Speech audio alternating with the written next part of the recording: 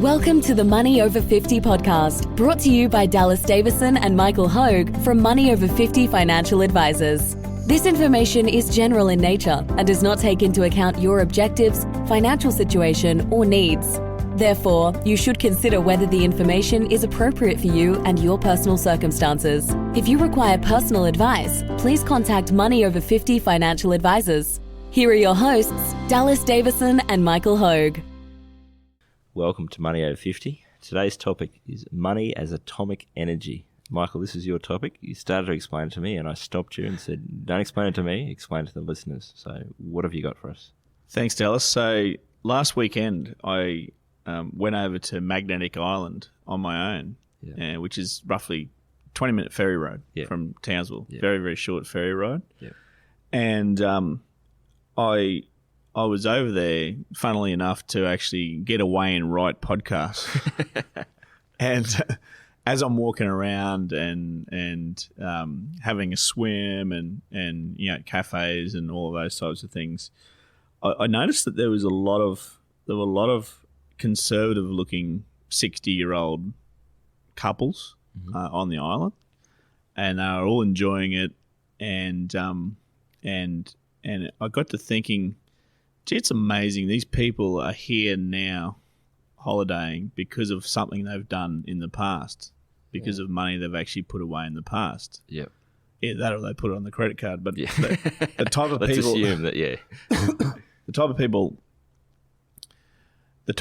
that they looked to be were quite conservative type of people. There was many different couples getting around, all around the age, of about 60 years of age, give or take.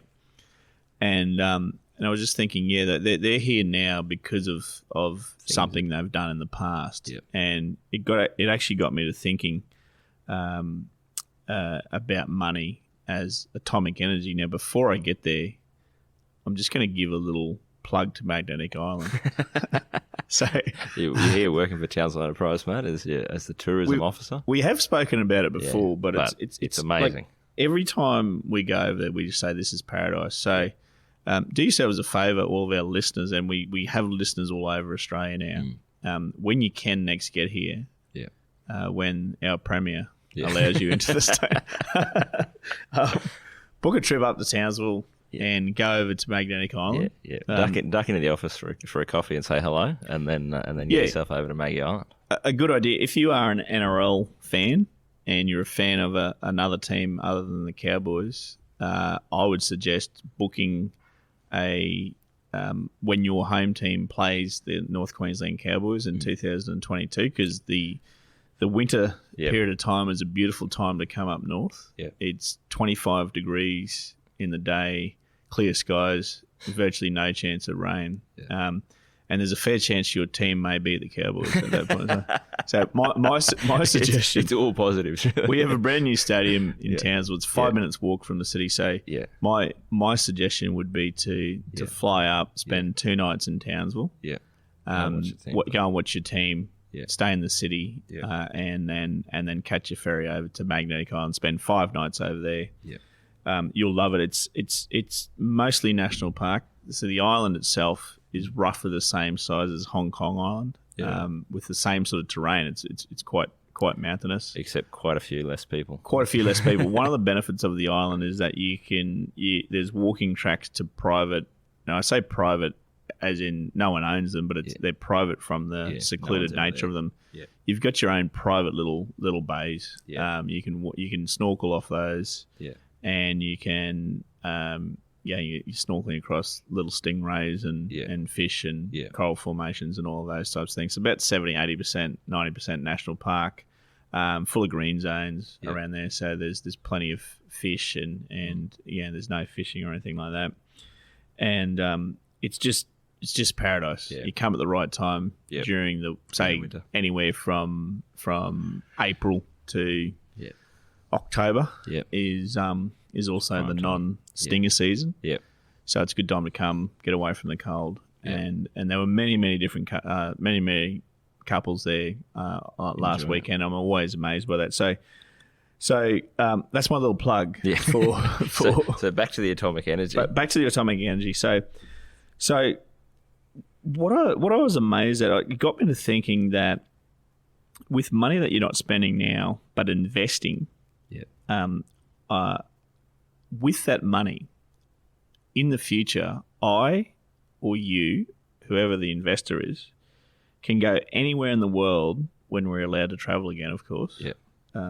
So an airline, a hotel, a country, they'll all accept our money in exchange for a good time. To see their country, to stay in their hotel, to fly on that airline, to drink their beer, to lie on the beach, all of those types of things. So they'll accept that, and we've spoken before about as money as a form of energy, because we exchange money, and it gives us the choice to do all of these things. The really amazing part for me, it occurred to me that if we do it correctly, the money is actually atomic. And so by that you mean the compounding nature of money is that the money saved is not just you get to trade that in the future, but you get to trade that in the future for far more than the amount that far more. So it's the atom splits, and that's what I'm talking about here. I'm not talking about I'm not talking about atomic energy and getting into the argument of that or anything. I'm talking about how it actually works as the atom splits to produce energy. And that's how it works. So for me, from only one atom now invested for 30 years. And so an atom invested 30 years ago, or a sum of money invested 30 years ago, I can now harvest one atom every year. So we spoke before about the Commonwealth Bank. If I invested, when we looked at the CBA shares versus the Sydney property price. So we compared putting $182,000 into CBA shares in 1991. Just merely to compare that with the median house price in Sydney at the time. And we said, okay, forget what the price is worth right now. It's actually paying me up $140,000 worth of grossed up dividend each year right now. So I invested one atom. One single atom 30 years ago. I now get one every year. I get one every year. It's splitting. It's splitting for me, and it's an amazing thing because done correctly. What happens is that the atom splits. Am I saying put everything into CBA? Absolutely not. No. That's my little disclaimer there right now. So I'm not sued in the future. But done correctly, invested correctly, that's a good. The atom actually splits. It's a good and replicates. There's probably a physicist listening to this going, "You fools! That's not at all how the atom works." But I think the concept is fantastic, and again in round numbers.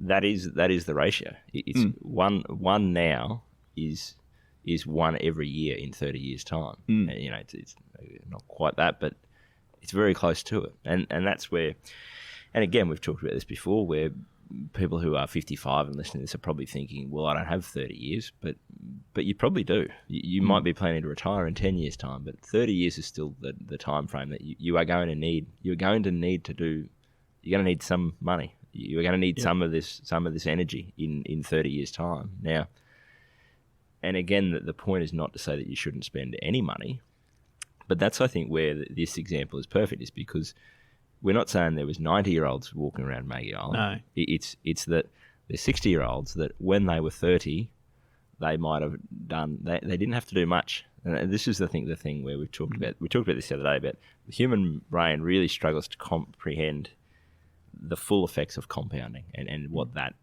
atomic energy looks like, where the thing that they had to do when they were 30 in order to pay for that holiday to Magnetic Island was so small. It was such a small amount that they had to put aside, and then all they had to do, and again, they didn't have to do much for the next 30 years. They just had to put that money aside.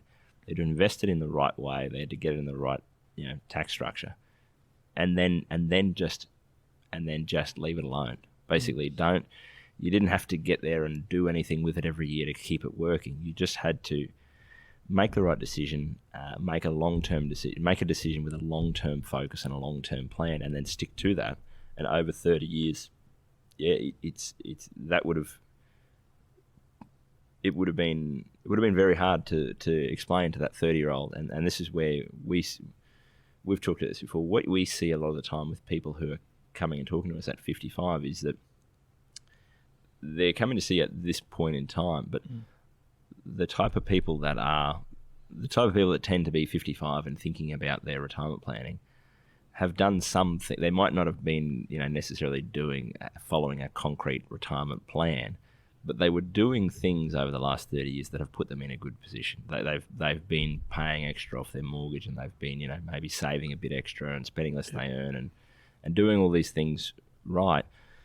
And that energy has built up to some degree to the point where we're 55 now, and our job really is just harnessing that energy and directing it in the right way to use the compounding effect of that over the last 10 years of your working life and beyond. So it is an interesting one, because without that energy build up, there's really not much we can do. And when we have that, you have clients who come in and you sort of go, well, short of getting in a time machine going back 30 years, there's not much that we can do here to change your situation. But for most people, there is something that they've been doing, and it might have been as much as what they wanted to do. It might have been as much as they needed to do, but they've been doing something right for 30 years, and they're now in a position that energy has built up, and now they can really take advantage of it. And it's just a matter of making sure that they continue to work that and continue that same concept on for the next 10 years of working, and then the next 30 years of retirement.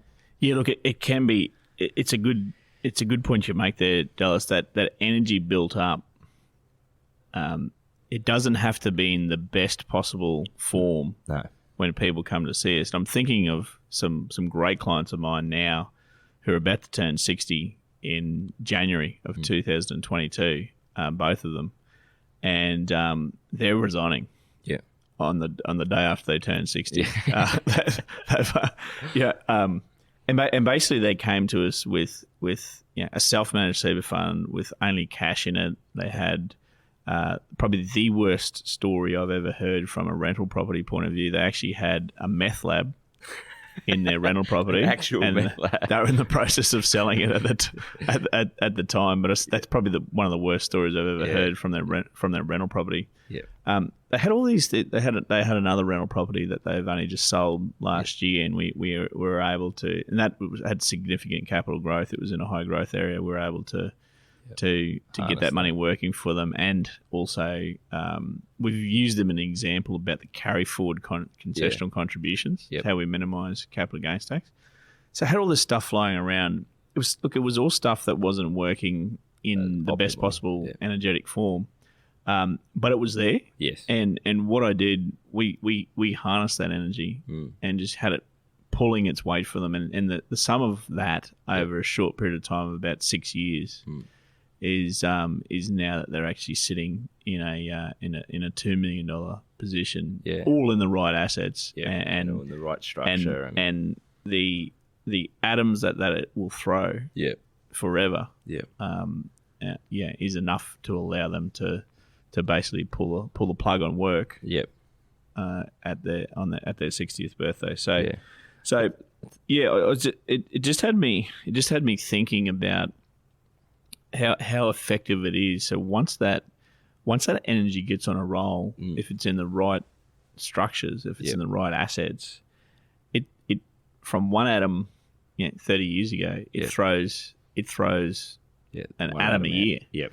And you don't even need that length of period of time. No, so that's the unreinvested form. Is 30 years. Yep. Go back to episode 3, drive a $15,000 car for the last 15 years of your working life. One of the all-time classics. So that example is half that 30-year time frame. Yes. And it's with some effort. Yeah. And it's with dividends being reinvested, and it's with the right tax structures and all that. But a 15-year time frame is enough to generate a lot of atoms. Yes. At the back of that to allow people to if travel's your thing, and certainly we're talking about that in this podcast. Yep. It allows you to go on an overseas holiday every year by some small amount of work that you do for the last 15 years of your working life. sort of thing. And the small amount of work is just driving a car that doesn't have the new car smell necessarily. You know what I mean? So there's plenty of things that you can do to harness that energy. Yeah. It's just one of those things that occurred to me that the atom splits. Yeah. The atom, and then it keeps splitting as you go. I really like the concept of this analogy of money as energy, and I think you touched on the atomic energy thing. It's not a, again, to continue my very basic understanding of how this works, but like when we've talked previously, I think we did a podcast about money spent being, energy used and money saved being energy stored. We think of money being stored as like a battery, where you go, have charged up a battery and now it sits there. And it's probably a flawed analogy because we don't think of it. I've thought of it in that way. It's like storing up a battery. But if you have a battery sitting off to the side, not doing anything, what actually happens is the energy is essentially leaking out of that battery and it goes flat over time. The point that you're making here is that it's not like that at all. You're storing that. It's more like I'm trying to think of it is like a nuclear power plant where it's that splitting occurs. You have to. You're really only controlling and harnessing that expansion, that splitting of the atoms. It's really compounding and growing over time. Yeah, and again, I know. Yeah, look, absolutely. So I mean, to further that analogy, the battery can only be 100% full. Yes. That's right. So when you get if you don't spend that energy or use that energy, the battery gets to 100% full. Well, in this situation. Yep. What really happens is the battery starts to multiply. Yes, so you end up with and you end up with 2, then 3, then 5, then 10, then 15 batteries. So obviously you can draw a lot more energy when you decide to draw it from 15 batteries. Yes, that's it. It eventually, done correctly, becomes another I guess probably flawed analogy in some aspects, but it becomes a perpetual motion machine. So I love physicists are going to be listening to this going, just pulling their hair out. This guy's whole concept is, but you know that physicists can't watch movies because they see things that they go, that just cannot happen in that movie. Like so this is like a movie, like just think of it. It's a concept. There's an entertainment nature to a podcast. And because we don't have the ability to be visual in a podcast, we've really got to take some license with the analogies that we use. That's why I like to record podcasts, because my wife Nicola is constantly telling me, stop using analogy. Just tell me what you mean. Don't tell me what it's like. Tell me what it is. Tell me what it is. So I go, well, when we play, it's like no, just I know what it is. So that's enough. So. Nicola, if you're listening to this, Michael's just given me a free license to use analogies all I want. Just let me say for the record, I'm aware that a perpetual motion machine does not exist. What I'm talking about is that to get the energy to such a state that I can stop charging the battery. So I have to give a lot of my energy to get it to that state. Yeah. Once I've got it to that state, I can be like the many different couples that I saw on Magnetic Island the other day, all around 60 years of age, and they no longer have to be charging the battery anymore. What they're receiving is they're receiving enough energy from that in perpetuity, where they can go to Magnetic Island, they can go to St. Petersburg if they want to, they could go to the Taj Mahal. They can help a sick relative with medical bills if they want to. This is the energy that we're talking about. It's a powerful thing. If you don't need to spend the energy, you just reinvest it. You just harness it.